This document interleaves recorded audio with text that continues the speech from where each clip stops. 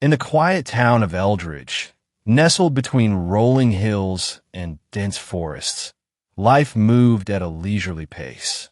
The townsfolk were accustomed to the occasional traveler passing through, but nothing could have prepared them for the arrival of Zara. Zara was not from Earth. She was an alien from the distant planet of Lyra, a world known for its advanced technology and serene landscapes. Her ship, the Stellar Wind, had been damaged during a skirmish with space pirates, forcing her to make an emergency landing on Earth.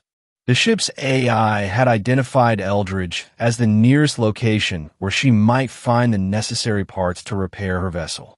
Disguised in a human form, Zara walked into the town's only mechanic shop, Eldridge Auto Repairs.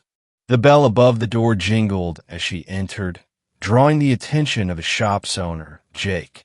Jake was a skilled engineer with a passion for fixing things. His hands were calloused from years of working with engines and machinery, but his heart was kind and his mind sharp. He looked up from the engine he was tinkering with and smiled at the unfamiliar face. "Can I help you?" Jake asked, wiping his hands on a grease-stained rag. Zara hesitated for a moment, unsure of how much to reveal. "I need some parts for my vehicle," she said carefully. "It's a bit of a unique model." Jake raised an eyebrow, intrigued. "Unique, huh? What kind of vehicle are we talking about?" Zara glanced around the shop, her eyes landing on a disassembled engine. "It's a custom build. I have a list of the parts one need." She handed him a piece of paper with a series of technical specifications written in a language Jake didn't recognize. Jake studied the list, his curiosity piqued. "This is some high-tech stuff. Where did you say you were from?" "Just passing through," Zara replied evasively. "Can you help me?" Jake scratched his head. "Some of these parts are pretty specialized. It might take a few days to track them down." Zara nodded, relief washing over her. "Thank you. I appreciate your help." Over the next few days, Jake worked tirelessly to locate the parts Zara needed. He called suppliers, scoured online marketplaces, and even reached out to some old contacts. As he worked, he found himself drawn to Zara's quiet demeanor and the mystery that surrounded her. Zara, in turn, was fascinated by Jake's dedication and skill. She had never met a human like him before, someone who could take a pile of scrap metal and turn it into something functional. She began to spend more time at the shop, watching him work and asking questions about his craft.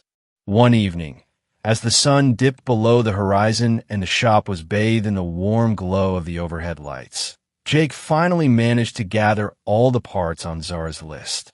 "I think this is everything," he said, placing the last component on the workbench. "But I have to admit, I'm curious. What kind of vehicle are you building?" Zara hesitated, then decided to trust him. "It's not a vehicle exactly. It's a spaceship." Jake blinked, unsure if he had heard correctly. "A spaceship?" Zara nodded. "I'm not from here. My ship was damaged, and I need these parts to repair it." Jake stared at her, his mind racing. He had always believed in the possibility of extraterrestrial life, but he never imagined he would meet an alien, let alone help one repair their ship. "That's incredible," he finally said. "Can I see it?" Zara considered his request. She had grown to trust Jake over the past few days, and she knew she couldn't repair the Stellar Wind on her own. "All right," she agreed, "but you have to promise to keep this a secret." Jake nodded solemnly. "You have my word." That night, Zara led Jake to a secluded clearing in the forest where the Stellar Wind was hidden. The ship was sleek and silver, with smooth, curved lines that seemed to blend seamlessly with the surrounding trees. Jake's eyes widened in awe as he approached it. "This is amazing," he whispered, running a hand along the ship's hull. "I've never seen anything like it." Zara smiled, pleased by his reaction.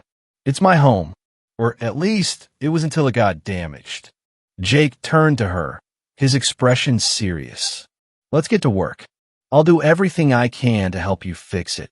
Over the next few weeks, Jake and Zara worked side by side to repair the Stellar Wind.